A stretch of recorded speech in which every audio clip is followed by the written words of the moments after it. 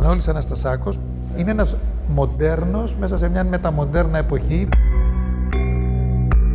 Είναι ένας άνθρωπος ο οποίος μπορεί και ισορροπεί και επιβιώνει σε πράγματα που είναι δύσκολα.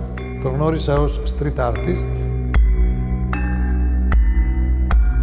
Αυτό που με μια λέξη τον χαρακτηρίζει είναι μια θεατρικότητα.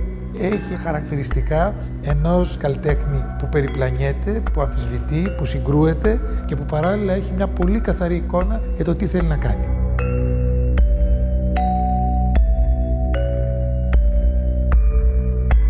Η έκθεση έχει πρόταση και παράλληλα έχει και πάρα πολλά μικρά τεχνικά μυστικά.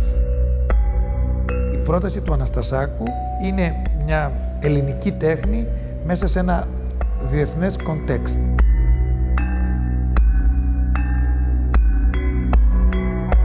Ο Μανώλης Αναστασάκος επί 7 μήνες έκανε την Ιλιάδα. Θεωρώ ότι είναι ένα από τα πρώτα αριστουργήματα της νεοελληνικής τέχνης στον νέο αιώνα, στον 21ο.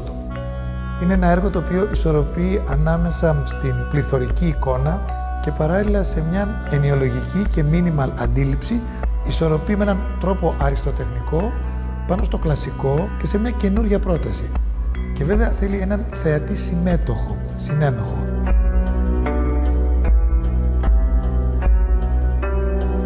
Στην τεχνική του ξεκινάει πάντοτε από ένα σχέδιο κλασικό, αλλά ένα σχέδιο που έχει να κάνει με τα επίπεδα, το πρώτο, το δεύτερο και το τρίτο, και παράλληλα έχει απόλυτη αίσθηση του όλου, του συνόλου. Γκρουπάρει όπως ένας σκηνοθέτης, μοντάρει όπως ένας σκηνοθέτης και τελικά οργανώνει όπως ένας ζωγράφος.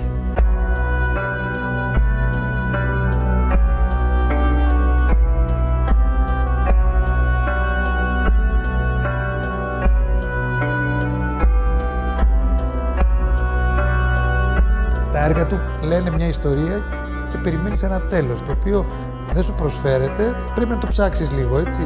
Το τέλος πάντοτε θα είναι μια ανατροπή και θα σε ξαφνιάζει.